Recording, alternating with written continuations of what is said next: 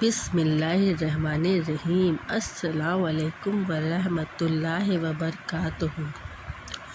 دوستو، آج ہم ایک ایسے سفر کی بات کریں گے جو ہر انسان کو کرنا ہے، چاہے وہ امیر ہو یا غریب، جوان ہو یا بوڑھا ہو، جو بھی ہو، اس کو یہ سفر طے کرنا ہی کرنا ہے، اور وہ ہے آخرت کا سفر۔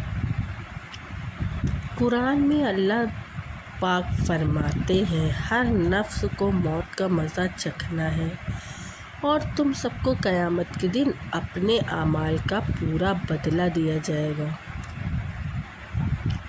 موت کا پہلا سفر۔ جب موت آتی ہے تو روح نکل جاتی ہے۔ مومن کی روح آسانی سے نکلتی ہے، اور جو کافر ہوتا ہے اس کی روح سخت تکلیف کے ساتھ نکلتی ہے۔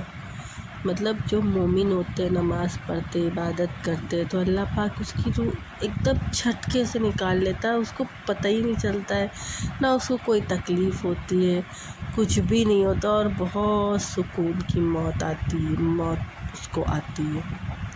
تو مومن اس کو کہتے ہیں، اور جو سخت تکلیف سے گزرتا ہے وہ نہ نماز پڑھتا ہے، نہ روزہ رکھتا ہے، کچھ نہیں کرتا، نہ اللہ کی عبادت کرتا ہے، تو اس کی موت میں بہت تکلیف ہوتی ہے، بہت زیادہ۔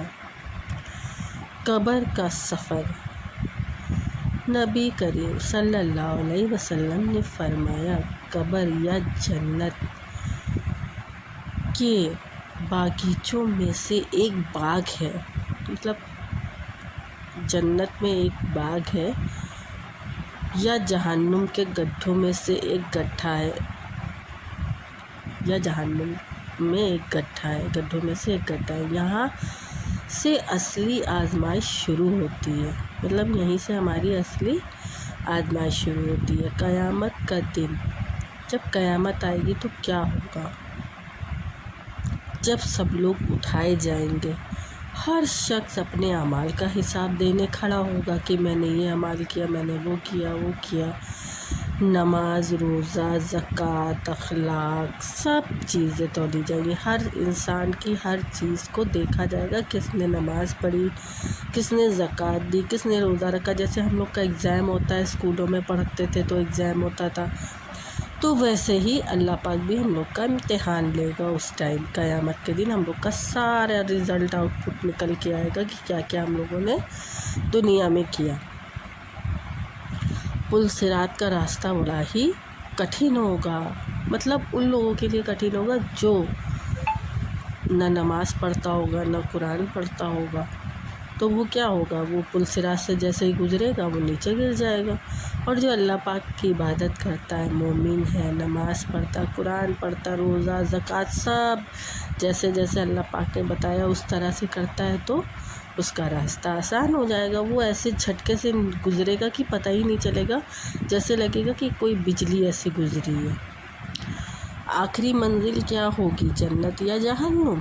جنت ان لوگوں کے لیے ہے جو اللہ کے احکام کے مطابق زندگی گزارتے ہیں، مطلب اللہ کے حکم کو مانتے ہیں، ان کی عبادت، روزہ، نماز کرتے ہیں، ان کو ہی جنت نصیب ہوگی۔ جہنم ان لوگوں کے لیے بنائی گئی ہے جو کہ نافرمانی کرتے ہیں، نماز نہیں پڑھتے ہیں، عبادت نہیں کرتے، برائیوں سے بھرے پڑے ہیں، غلط کام کر رہے ہیں، تو ان لوگوں کے لیے اللہ پاک نے جہنم بنائی ہے۔ یہ تم جہنم میں جاؤ گے اور تم جنت میں جاؤ گے، یہ تو سبھی کو پتہ ہے، لیکن انسان اس چیز کو عمل نہیں کرتا ہے، پھر بھی وہ برائیوں میں گھستا چلا جا رہا ہے۔ اس سے بچو، اس سے جتنا